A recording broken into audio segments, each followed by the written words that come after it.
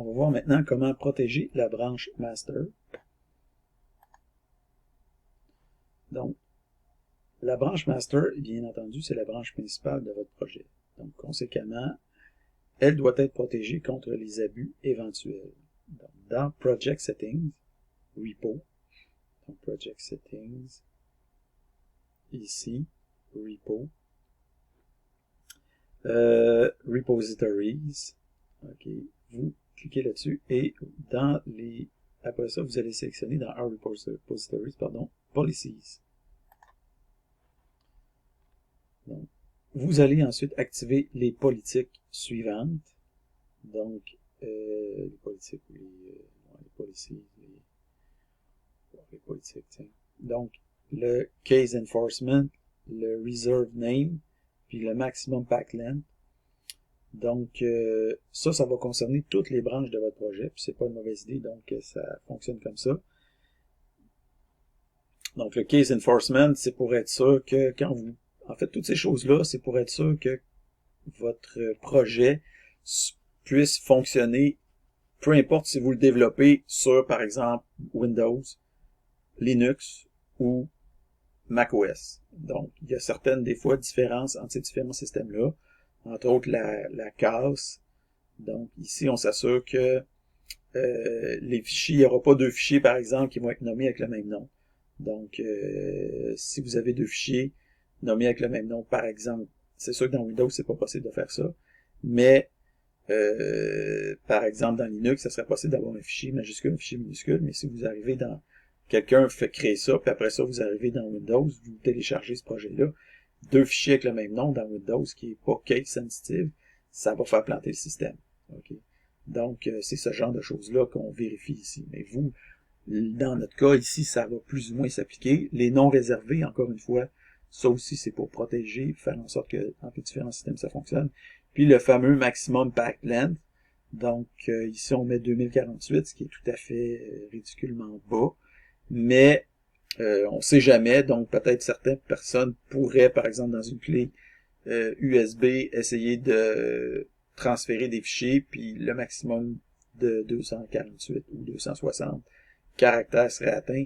Donc ici, on y va vraiment avec le dénominateur le plus bas, qui est 248 caractères, pour être sûr qu'on n'a pas de problème d'un système à l'autre. C'est sûr que des fois, on dépasse ça, donc si on dépasse ça, on le spécifie qu'on va dépasser ça. Donc, moi, personnellement, sur mon ordinateur, donc par défaut, dans Windows, vous avez une limitation à 260 caractères, mais ça inclut le nom du fichier et le nom des dossiers. Donc, je ne sais pas si vous avez déjà rencontré cette limitation-là, mais c'est une limitation qui est extrêmement chiante. Donc, moi, perso, j'ai activé les noms longs sur ma machine. Si vous voulez, vous pourrez cliquer là-dessus pour voir comment on peut faire ça. De sorte que moi, j'ai plus de limite maintenant sur mon ordinateur, mais presque plus de limite pour ce qui est de la longueur des noms. Ce qui fait en sorte que quand, entre autres, je télécharge vos projets informatiques, je peux les télécharger dans un dossier. Je suis pas obligé de le mettre dans la racine de mon disque dur. Puis après ça, vous avez des dossiers dans des dossiers, dans des dossiers, dans des dossiers, mais ça ne fera pas planter ma machine. Même chose quand vous faites du développement, des fois, JavaScript, vous allez avoir des dossiers dans des dossiers, dans des dossiers, dans des dossiers, dans des dossiers. Quand vous faites vous utilisez Node Package Manager, et vous téléchargez des packages, puis là, ça devient des trucs immenses sur avec des profondeurs énormes. Ça fait en sorte que la limite est rapidement atteinte, donc ça marche pas.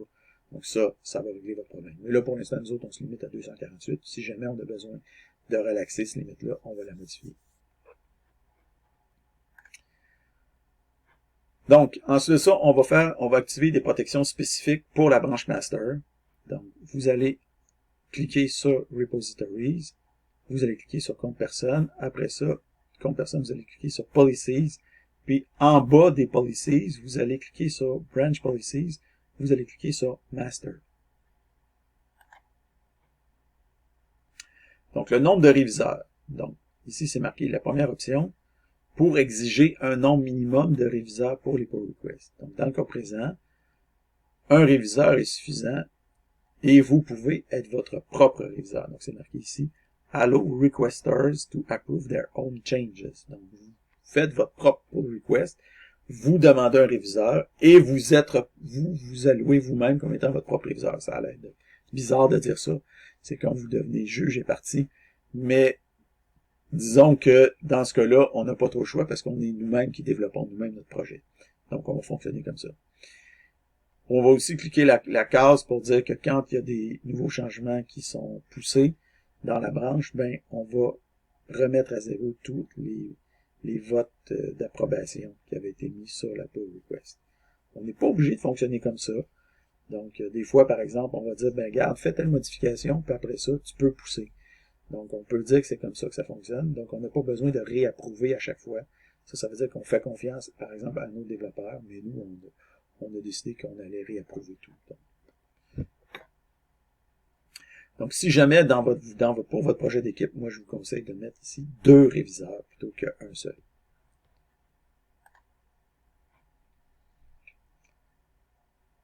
Donc, on s'attend aussi à ce que chaque pull request ait un item lié dans le tableau Kanban. Autrement dit, on ne peut pas faire une pull request s'il n'y a pas un item lié dans le tableau Kanban.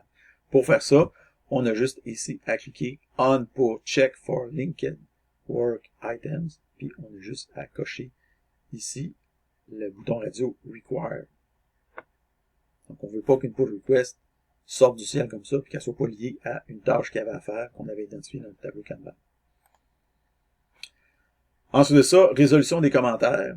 Donc, si jamais on émet des commentaires, là, dans notre cas, ça s'appliquera plus ou moins, mais admettons qu'on émet des commentaires dans la pull request, on dit « Hey, telle affaire, ça marche pas », ben, on s'attend que la personne qui a fait la pull request à répondre à ces commentaires-là.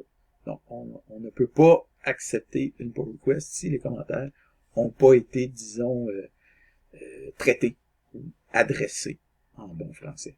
Donc, ici, on dit que « Check for comment resolution require ». Finalement, on va limiter les types de fusionnement. Donc, c'est préférable d'avoir une politique forte et unique en matière de fusionnement, sur la manière de fusionner les changements entre les branches de développement à court terme et la branche master. Donc, je vous ai déjà parlé de ça en fait précédemment. Donc, un des meilleurs choix, c'est Rebase with Merge Commit. Donc, ce qu'on va faire, c'est qu'on va obliger toute personne qui veut faire une pull request dans master à utiliser cette forme de fusionnement-là. Donc, ceux-là sont pas permis. Le seul qui va être permis, c'est Rebase with Merge Commit. Donc, vous, en fait, dépendamment du type de projet que vous faites, ça va dépendre du flow que vous allez adopter. Donc, quand vous allez faire un projet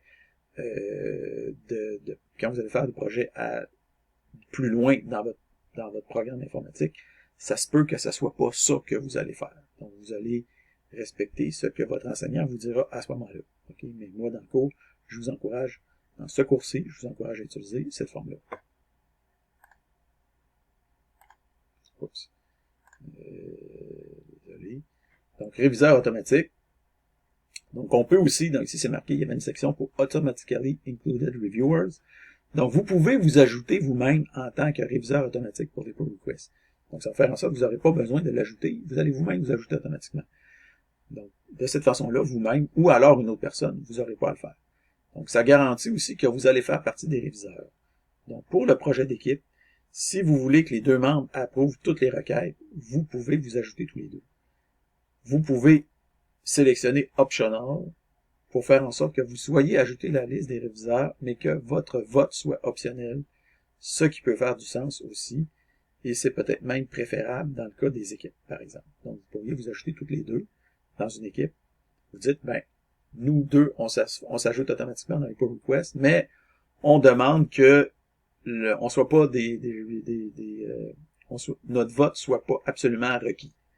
Okay. Comme ça, ce qui va compter, c'est le nombre de reviewers, donc de votes. On va prendre par exemple 2 votes. Donc, il peut y avoir un des deux membres d'équipe qui vote, plus quelqu'un d'autre, par exemple. Donc, je vous laisse gosser un peu avec ça. C'est pas super important de comprendre totalement la mécanique ici, là, tout de suite. Donc, en résumé, on a ajouté des protections générales qui sont applicables à toutes les branches, donc pour assurer la portabilité du code à travers les différentes plateformes Windows, macOS, Linux, Unix, Android. On a aussi ajouté des protections spécifiques pour la branche master. Donc, cette branche n'est maintenant plus modifiable en elle-même. On ne peut plus pousser directement dessus. La seule manière de la modifier, c'est d'effectuer des pull requests. Donc, pour les pull requests, on a aussi exigé un nombre minimum de réviseurs, au moins un item lié au backlog, la résolution des commentaires et le fusionnement avec Rebase, with merge. Donc, vous êtes aussi ajouté comme réviseur automatique et obligatoire. Donc, c'est ce qu'on a fait. Alors voilà.